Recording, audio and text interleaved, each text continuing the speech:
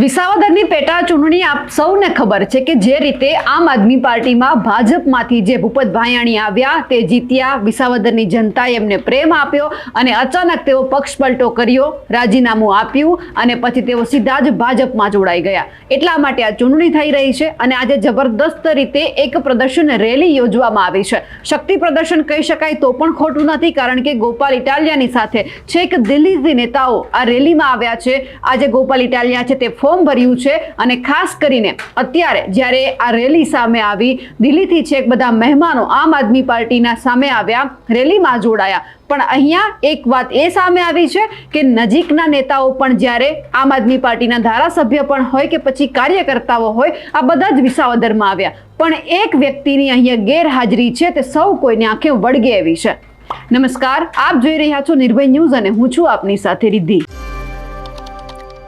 વિસાવદરની અંદર અત્યારે શક્તિ પ્રદર્શન ચાલી રહ્યું છે અને ખાસ કરીને આ શક્તિ પ્રદર્શનમાં આપણે જોયું કે ગોપાલ ઇટાલિયા એમની સાથે આમ આદમી પાર્ટીના તમામ કાર્યકર્તાઓ, તમામ નેતાઓ, એક નેતાને બાદ કરતા અહીંયા બધા જોડાયા। દિલ્હીથી છે કે આખું માળખું આવ્યું, આતિશી છે, ભગવત માન છે, અરવિંદ કેજરીવાલ છે, એમના ધર્મપત્ની છે, આ બધા જ લોકો આમ આદમી પાર્ટીના અહીંયા આવ્યા। શક્તિ પ્રદર્શન થઈ રહ્યું છે, ફોર્મ ભરવાનો સમય છે, બધા જ લોકો હાજર રહ્યા અને આમ આદમી પાર્ટીના ગુજરાતના ધારાસભ્યની જો વાત કરીએ તો છેક ભરૂચના જે દેડિયાપાડા છે ત્યાંથી લગભગ ચૈતર વસાવા છે 484 કિલોમીટર કાપી અને વિસાવદર પહોંચ્યા। સુધીર વાઘાણી છે ગારિયાધારથી એટલે કે 115 કિલોમીટર કાપીને વિસાવદર પહોંચ્યા। એમની સાથે હેમંત ખવા છે જામજોધપુરથી 125 કિલોમીટર કાપીને વિસાવદર પહોંચ્યા। પણ આ બધાની વચ્ચે 162 કિલોમીટર કાપીને બોટાદના ધારાસભ્ય ઉમેશ મકવાણા છે તે નથી પહોંચી શક્યા।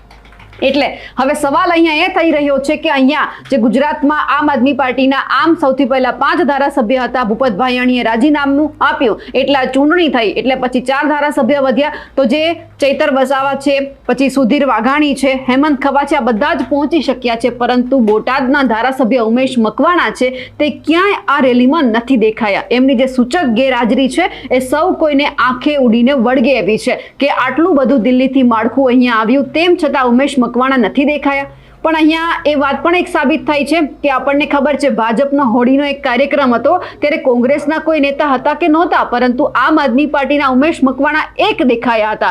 એમના આટા ફેરા હોળીના તહેવારમાં આપણે જોયા હતા, પણ જ્યારે આજે ઉમેશ મકવાણાની હાજરી અહીંયા વિસાવદરમાં જરૂરી છે તો વિસાવદરમાં જે ઉમેશ મકવાણા છે તે નથી દેખાયા। એટલે સૌ કોઈને સવાલ અત્યારે થઈ રહ્યો છે કે ક્યાં છે ઉમેશ મકવાણા? જ્યારે ફોર્મ ભરવાનો સારો દિવસ હોય, બધા જ લોકો ફોર્મ ભરવા માટે જતા હોય, એમની સાથે હોય ગોપાલ ઇટાલિયાની સાથે, તો એમના જ સહયોગી બોટાદના ધારાસભ્ય ક્યાં છે? કેમ નથી આવ્યા? હોય અમુક કારણોસર, કારણ કે સામે પણ આવ્યું છે કે એમનું કોઈક કારણ એવું હતું કે એમની કોઈક એક કામ બાબતે બહાર જવાનું હશે એટલા માટે નહીં આવ્યા હોય। પણ સવાલ તો એ જ છે કે જ્યારે દિલ્હીથી આખું માળખું અહીંયા આવતું હોય અને ઉમેશ મકવાણા ના હોય તો સવાલ તો ચોક્કસથી થવાનો છે કે સાહેબ ક્યાં છે?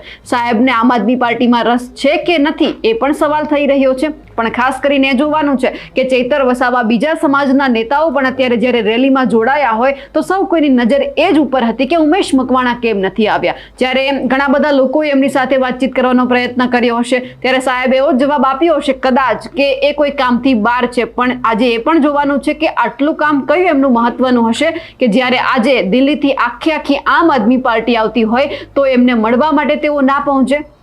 ભાજપમાં આપણે જોયું છે કે જો ઉપરી લેવલનું માળખું જ્યારે ગુજરાતમાં આવે છે તો તમામ નેતાઓ પોતાના અગત્યના કામ મૂકી એમને મળવા માટે જાય છે, કોઈ પણ કાર્યક્રમ હોય તો બધા એક સાથે ભેગા થાય છે। પણ અહીંયા આપણને ક્યાંક ઊંધું જોવા મળ્યું છે અને હોળીનો તહેવાર બધા જ લોકોને યાદ છે કે કઈ રીતે ઉમેશ મકવાણા ભાજપના રંગે રંગાયા હતા તેવું પણ આપણે જોયું છે, કારણ કે કાર્યક્રમ હતો, ભાજપના જ બધા ધારાસભ્ય હતા। પણ હવે સવાલ એ પણ છે કે આજે આમ આદમી પાર્ટીના રંગે રંગાવાનો વારો છે તો ઉમેશ મકવાણા ક્યાં છે?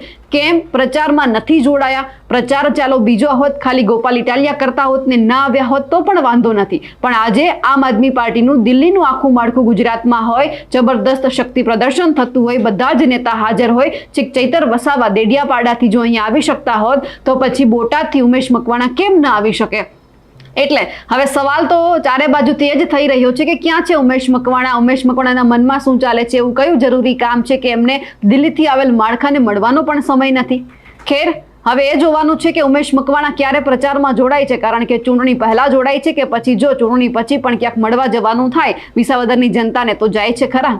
કારણ કે હવે તો એ જ જોવાનું છે કે ઉમેશ મકવાણા ઉપર સૌ કોઈની નજર છે. આવનાર પ્રચારમાં તેઓ જોડાય છે, કારણ કે ચૂંટણી હશે એ દિવસે બધા જ લોકો ત્યાં આંટાફેરા મારતા હશે. હજુ તો 19 જૂને ચૂંટણી છે, એટલા માટે એ પણ જોવાનું છે કે ઘણા બધા પ્રચાર હજુ પણ થશે. દિવસો જેમ જેમ નજીક આવશે એમ ચૂંટણી પ્રચાર થશે, એટલે એમાં ક્યાંય જોડાય છે કે કેમ, કે પછી ત્યારે પણ એમને કોઈક મહત્વનું કામ યાદ આવે છે, એ પણ જોવાનું છે. પણ જે રીતે અત્યારે શક્તિ પ્રદર્શન ચાલી રહ્યું છે, ક્યાંય ઉમેશ મકવાણા નથી દેખાયા, તેમને લઈને આપ શું માનો છો? કમેન્ટ કરીને ચોક્કસથી જણાવજો. સાથે જ અમારી નિર્ભય ન્યૂઝ ચેનલને લાઇક, શેર અને સબસ્ક્રાઇબ કરવાનું ભૂલશો નહીં. નમસ્કાર.